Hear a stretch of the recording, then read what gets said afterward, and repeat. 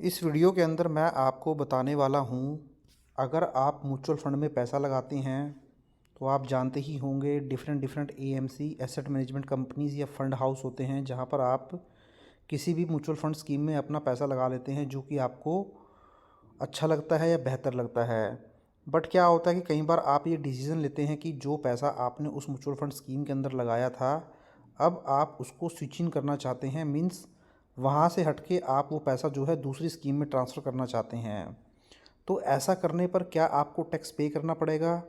तो कुछ लोगों ने ये क्वेश्चन मुझसे किया कि मैंने म्यूचुअल फंड स्कीम में जो है स्विच कर लिया था, बट मुझे अब टैक्स पे करना पड़ रहा है। मेरा जो एनुअल इन्फॉर्मेशन स्टेटमेंट है वहाँ पर ये दिखा रहा है कि मुझे लॉन्ग टर्म कैपिटल गेन हुआ है या फिर शॉर्ट टर्म कैपिटल गेन हुआ है।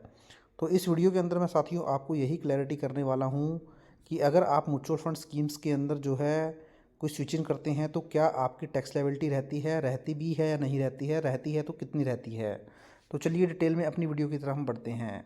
तो देखिए, सबसे पहले तो switching mutual fund schemes with in the same AMC. AMC means asset management company, या आप इसको फंड हाउस भी बोलते हैं, या फिर different AMC is considered as sale और redemption of your current investment and triggering potential capital gain tax. तो देखिए, जब आप इस तरीके से स्विचिंग कर लेते हैं तो इस स्विचिंग को रिडम्पशन या सेल ही माना जाता है, और अकॉर्डिंग जो भी कैपिटल गेन टैक्स के रूल्स एप्लीकेबल होते हैं वो आपके ऊपर भी एप्लीकेबल हो जाएंगे। तो सबसे पहले तो जब आप ये स्विचिंग करते हैं सेम एएमसी के अंदर या डिफरेंट एएमसी के अंदर, इसका क्या मतलब होता है एक बार वो हम समझ लेते हैं। तो देखिए, सेम एएमसी का मतलब क्या होता है, या switching same mutual fund house के अंदर क्या होता है। तो सपोज़ आपके पास एचडीएफसी म्यूचुअल फंड एक एएमसी है, फंड हाउस है। आपने जो है स्टार्टिंग में क्या किया था कि एचडीएफसी की फ्लेक्सी कैप फंड के अंदर इन्वेस्टमेंट किया था। ये एक स्कीम थी एचडीएफसी म्यूचुअल फंड की। बट आपको बाद में लगा होगा कि ये जो H D F C flexi cap fund है ये अच्छा परफॉर्म नहीं कर रही है, जितनी रिटर्न आपने सोची थी उतनी रिटर्न आपको नहीं मिल पा रही है। तो आप क्या करते हैं, इसको स्विचिंग कर लेते हैं। मीन्स आप H D F C flexi cap fund के अंदर जो आपका बैलेंस था उसको ट्रांसफ़र करवा लेते हैं मल्टी कैप फंड के अंदर, H D F C multi cap fund. तो इस तरीके से जब आप स्विचिंग करते हैं सेम एसेट मैनेजमेंट कंपनी में या सेम फंड हाउस के अंदर, तो वो आपका स्विचिंग बोला जाता है with in the same AMC. इसी तरीके से हम देख लेते हैं switching off mutual fund scheme in different AMC. तो ये डिफरेंट एएमसी कब कहलाता है। तो सपोज़ आपने H D F C flexi cap fund की एक स्कीम में पैसा डाला था।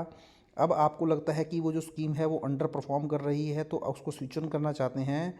तो आपने आईसीआईसीआई प्रूडेंशियल फ्लेक्सी फंड के अंदर जो है वो पैसा ट्रांसफ़र कर लिया, स्विच इन कर लिया। तो यहाँ देखिए, जो एसेट मैनेजमेंट कंपनी है वो चेंज हो चुकी है। आपने पैसा जो डाला था, इनिशियली इन्वेस्टमेंट किया था वो H D flexi cap fund के अंदर किया था, बट आपने यहाँ पे अब आईसीआईसी प्रूडेंशियल के अंदर स्विच कर लिया। तो यहाँ पर देखिए सकते हैं आप, कंपनी का नाम चेंज हो चुका है H D F C to ICICI. तो इस तरीके का जो आप स्विचिंग करते हैं म्यूचुअल फंड स्कीम्स के अंदर, इसको बोला जाता है स्विचिंग इन डिफरेंट एएमसी या डिफरेंट म्यूचुअल फंड हाउस। तो ये तो हो गया स्विचिंग का कंसेप्ट कि स्विचिंग आप किसको बोलते हैं। अब हम देख लेते हैं टैक्स ट्रीटमेंट इसके ऊपर क्या रहने वाला है। तो देखिए, जो टैक्स यहाँ पर लगता है, सबसे पहले ये डिपेंड करता है आपका इक्विटी फंड है या फिर डेट फंड है। तो अगर आपका इक्विटी फंड के अंदर इन्वेस्टमेंट था और आप इक्विटी फंड के अंदर ही स्विच करते हैं, तो उस केस में अगर आपने स्विच 1 साल से पहले ही कर लिया है तो उसको हम बोलेंगे शॉर्ट टर्म कैपिटल गेन, और इसके ऊपर आपको 20% टैक्स जो है वो पे करना पड़ेगा।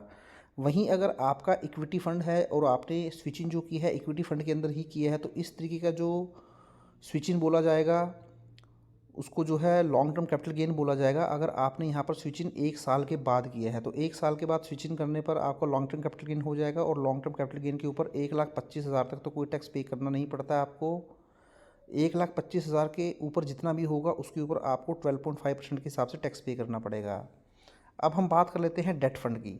तो डेट फंड के अंदर देखिए, 2 कैटेगरी में आपको काम करना पड़ेगा। अभी बजट के अंदर बहुत सारे चेंजेस किए गए, तो इसके अंदर ये बताया गया कि अगर आपने जो इन्वेस्टमेंट की थी वो, अगर आपने 1 अप्रैल या 1 अप्रैल 2023 के बाद इन्वेस्टमेंट की थी और अब आप उसको स्विच इन कर लेते हैं, तो वहाँ पर जो कैपिटल गेन टैक्स होगा आपको इनकम टैक्स स्लैब रेट के हिसाब से ही लग जाएगा। तो यहाँ पर आपका जो होल्डिंग पीरियड होता था 36 मंथ का, उसको अब ख़त्म कर दिया गया है। होल्डिंग पीरियड का कंसेप्ट अब यहाँ पे काम नहीं करेगा। तो 1 अप्रैल 2023 या 1 अप्रैल 2023 के बाद होने वाली इन्वेस्टमेंट को आप स्विच इन करते हैं, डेट फंड है आपका, तो आपको इनकम टैक्स का जो स्लैब रेट है 4 लाख तक कोई टैक्स नहीं, 4 से 8, फिर 8 से 12, 12 से 16, जो अभी बजट में इनकम टैक्स स्लैब पेश किया गया था उसके अकॉर्डिंग आपको टैक्स पे करना पड़ेगा, या जो आपका इस फाइनेंशियल ईयर का इनकम टैक्स स्लैब है। या आप बोल सकते हैं आपकी जो इन्वेस्टमेंट थी वो आपने 1 अप्रैल 2023 से पहले ही कर रखी थी। तो अगर आपने 1 अप्रैल 2023 से पहले ही इन्वेस्टमेंट कर रखी थी तो उस केस में आपका अगर होल्डिंग पीरियड जो है 36 मंथ से ज़्यादा है तो उस केस में फिर आपको लॉन्ग टर्म कैपिटल गेन हो जाएगा और यहाँ पर आपको 20% टैक्स पे करना पड़ेगा, जिसमें आपको इंडेक्सेशन का बेनिफिट भी मिल जाएगा। वहीं अगर आपका जो होल्डिंग पीरियड था वो 36 मंथ नहीं था, उससे कम था, तो उस केस में शॉर्ट टर्म कैपिटल गेन हो जाएगा और शॉर्ट टर्म कैपिटल गेन के केस में आपको जो टैक्स लगेगा वो टैक्स स्लैब के अकॉर्डिंग ही पे करना पड़ेगा। इसके अलावा जो भी एक्स्ट्रा लोड वगैरह की जो फ़ीस होती है वो तो आपके ऊपर लगनी ही लगनी है। तो इस तरीके से देखिए, मैंने आपको यहाँ बताने की कोशिश की कि अगर आप म्यूचुअल फंड के अंदर स्विचिंग करते हैं, सेम फंड हाउस के अंदर करें या फिर डिफरेंट फंड हाउस के अंदर करें, क्या टैक्स लायबिलिटी रहती है, short term capital gain, long term capital gain, equity के ऊपर कितना लगता है, डेट के ऊपर कितना लगता है। तो अगर आपको भी ये कन्फ्यूज़न थी तो आई होप ये वीडियो देखने के बाद आपकी कन्फ्यूज़न ज़रूर दूर हो जाएगी। बट स्टिल अगर आपको डाउट है तो आप मुझे कमेंट कर सकते हैं, मैं उसका कोशिश करूँगा रिप्लाई करने की। तो आई होप वीडियो आपको अच्छा लगा होगा। वीडियो अच्छा लगा तो लाइक करें, शेयर करें और चैनल को सब्सक्राइब नहीं किया तो चैनल को भी जरूर सब्सक्राइब कर लें। Thank you very much, have nice day, take care.